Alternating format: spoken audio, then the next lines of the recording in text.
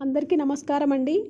ఈ వీడియోలో అందం అంటే ఏంటి అనే దాని గురించి మాట్లాడుకుందాం. ఒక పుణ్య స్త్రీని తీసుకోండి. పెళ్ళయి సంసారం అయిపోయి పిల్లలు ఒకరో ఇద్దరో ముగ్గురో ఉన్న ఒక స్త్రీని తీసుకుంటే నుదుట బొట్టు, పాపిట్లో బొట్టు, చేతులకి గాజులు, మెడలో మంగళసూత్రం, ఒంటి మీద చీర, కాలికి మెట్టెలు. ఇవన్నీ ఏంటి? మంగళకరమైనవి, వాటికి చిహ్నాలు. ఒక్కసారి మీరు అమెరికాలో ఒక ఆడ మనిషిని తీసుకోండి. వయసుతో సంబంధం లేకుండా ఒక ఆడ మనిషిని తీసుకోండి. పెళ్ళైనా కాకపోయినా ఏమి పెద్ద డిఫరెన్స్ ఏమి ఉండదు అనుకోండి. ఒక ఆడ మనిషిని తీసుకుంటే వాళ్ళకి బొట్టు ఉండదు. ఈ ఆచార వ్యవహారాలు ఇవేంటి? పెళ్ళైన వాళ్ళు పాపిట్లో పెట్టుకునే కుంకుమ దానిది ఉండదు, మెడలో మంగళసూత్రము ఉండదు, చేతులకి గాజులు ఉండవు. చాలా ఈజీగా ఒక నిమిషంలో వేసుకునే బట్టలు వాళ్ళకి కావాలి, చాలా సులువుగా. అవి ఎట్లనైనా కనిపించని, ఏమైనా కనిపించని, ఒంటి మీద సగం ఉండని సగం లేకపోని. కాలికి మెట్టెలు, ఇవి ఏవి ఉండవండి. ఒకసారి మనిషిని చూస్తే వాళ్ళకి అసలు ఒక మనిషిని రిప్రజెంటేషన్ అనే లాంటిది ఏమి ఉండదు. అదే మనల్ని చూసుకున్నాం అనుకో, ఇప్పుడు నేను చెప్పిన చిహ్నాలన్నీ అంటే బొట్టు, పాపిట్లో బొట్టు, మంగళసూత్రము, గాజులు, ఇవన్నీ ఏంటి? హస్బెండ్. తలలో పూలు, ముఖ్యమైనది తలలో పూలు. ఇవన్నీ మా ఇంటి మనిషిని రిప్రజెంట్ చేసేటటువంటివి అన్నమాట. అంటే మనం రోజు చేసుకునే ఈ అలంకరణలో మనకి గుర్తుకు రావాలి, నాకు ఈ అలంకరణ ఎవరి కారణంగా ఉన్నాయి అనేటిది. నాకు ఈ అందం అంతా కూడా మనకు అందం అంటే అలంకరణ అంటే భర్తనే కదా.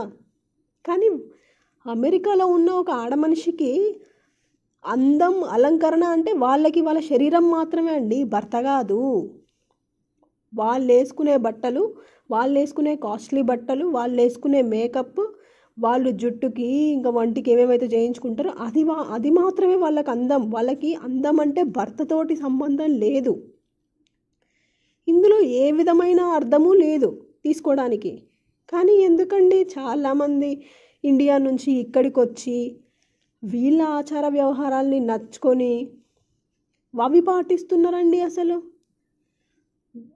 అసలు ఇక్కడికి వచ్చి పాటించడం అనే కాదులేండి, ఇండియాలో ఉండి కూడా రోజు డ్రెస్సులు వేసుకుంటారు, పంజాబీ డ్రెస్సులు, కుర్తీలు. కొంతమంది అయితే ఇంకా వింత వింతగా మరి ఏవేవో టాప్లు వేసుకొని, కొన్ని షార్ట్ పీస్లు వేసుకొని ఎట్లనో డిఫరెంట్గా ఉన్నారు. కానీ మంగళసూత్రాలు ఏడో తగిలిస్తారండి.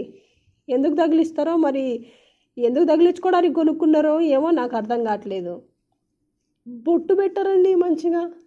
ఒక మూర పువ్వులంటే ఎప్పుడో ఒకసారి కనబడుతున్నాయి, కానీ అసలు పువ్వులు పెట్టుడు కూడా చాలా అరుదైపోయింది. అమెరికాలో అంటే దొరకవు.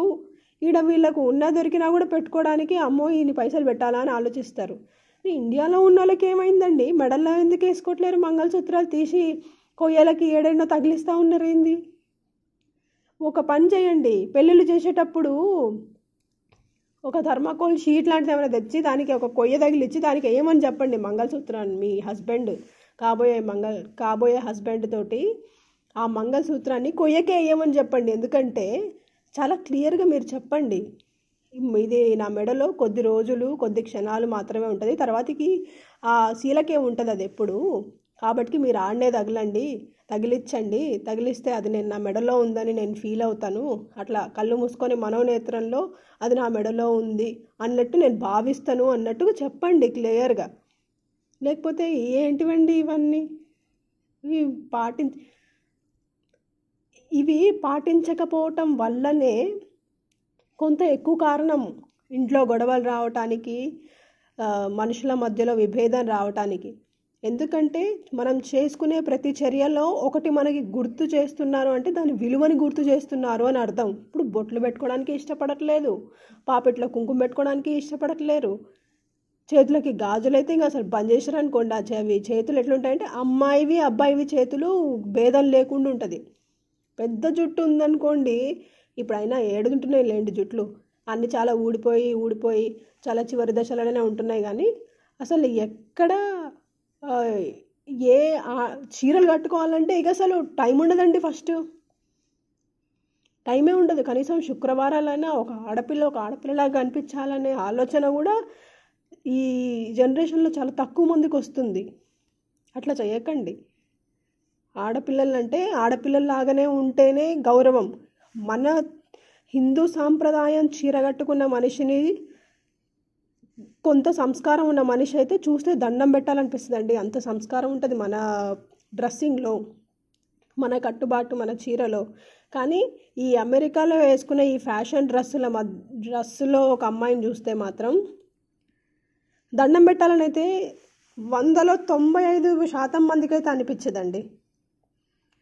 అట్లాంటి విధమైన రిప్రజెంటేషన్ వాళ్ళ బట్టలలో ఉంది.